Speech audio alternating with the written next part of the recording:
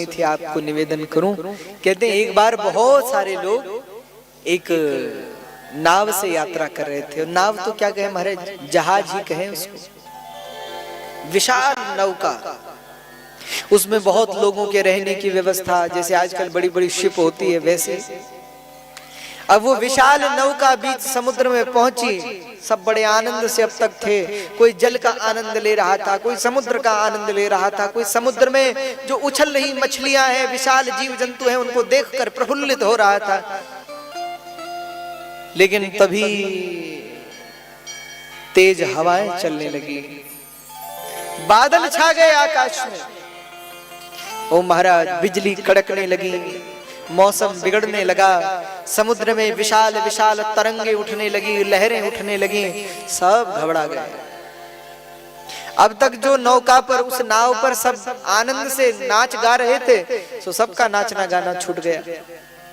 सो सब क्या करने लगे, कोई कहने लगे हे राम जी, आपने तो समुद्र पे पुल बांधा, महाराज हमें भी बचा लो, हमारी रक्षा कर। कोई कह रहे हैं हे गोविंद, हे गिरधारी, आप हमारी रक्षा करो। कोई कहे हे भगवती, आप हमारी रक्षा करो। कोई कहे हे महादेव, आप हमारी, सब। कोई कह रहे हैं भैया अब रक्षा को तो भूल जाओ, रक्षा तो रहने दो, लेकिन अब अपने कर्मों की सजा न मिले इसलिए कर्मों की क्षमा भगवान से मांगो।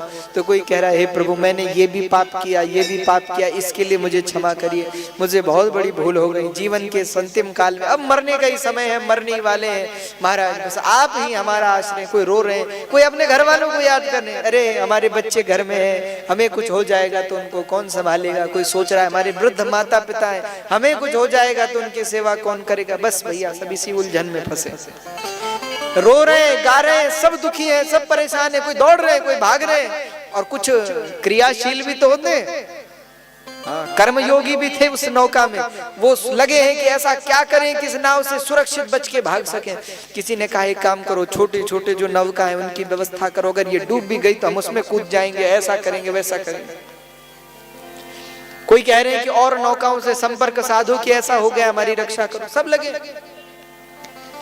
कहते हैं महाराज तभी एक व्यक्ति जो समुद्र को देख रहा है, कुर्सी पर आराम से बैठा है, पैर पर पैर रख के बैठा है आराम से।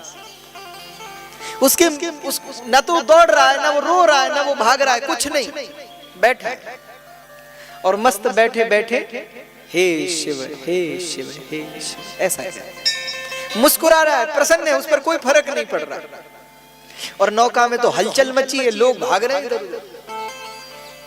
कहते हैं उस व्यक्ति की पत्नी उसके पास आई, बोले महाराज सब भाग रहे हैं, कोई भगवान को याद कर रहा है, कोई अपने कुल देवता को याद कर रहा है, कोई इष्ट को याद कर रहा है, कोई घर वालों को याद कर रहा है, कोई पत्नी परिवार को याद कर रहा है, कोई रो रहा है, कोई दौड़ रहा है, कोई भाग रहा है, और एक आप हैं जो बिल्कुल आनंद से बैठे हैं कुर्सी पे।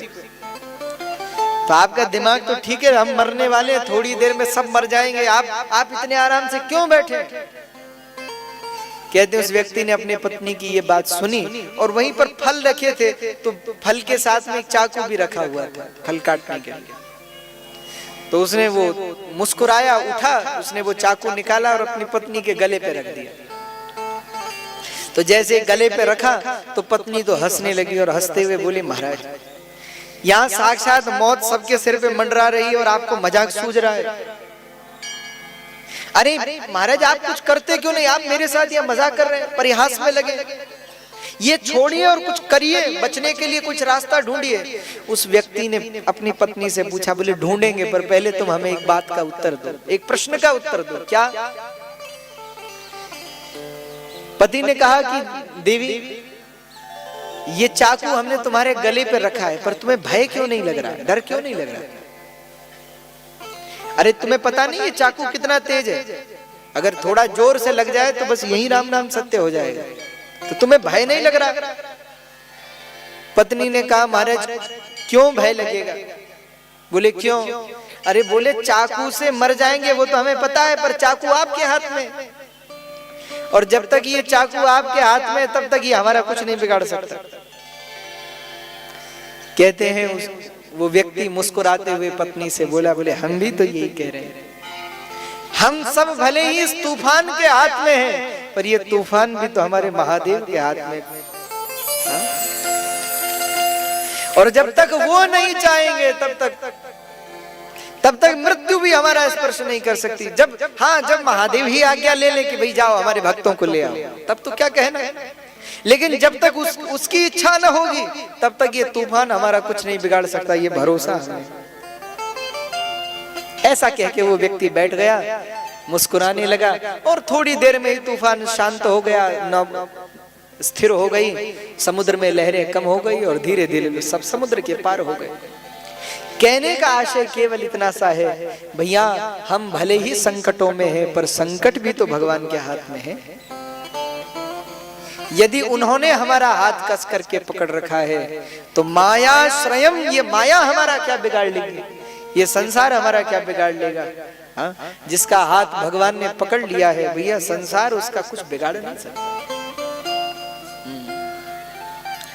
तो माया श्रयम विगत माय विचिन्त्य रूपम, जो अचिंत्य रूप है, जिनका चिंतन कर पाना भी असंभव है, जिनके विषय में सोचना भी कठिन है, जिनको जानना असंभव है, ऐसे बोध स्वरूप ममलम ही शिवम नमामि, जो जगत मात्र को बोध देने वाले हैं, ऐसे भगवान शंकर को हम प्रणाम करते हैं, नमस्कार करते हैं। सूत जी ने भगवान विश्वनाथ को प्रणाम किया और प्रणाम करके कहा, हे ऋषियों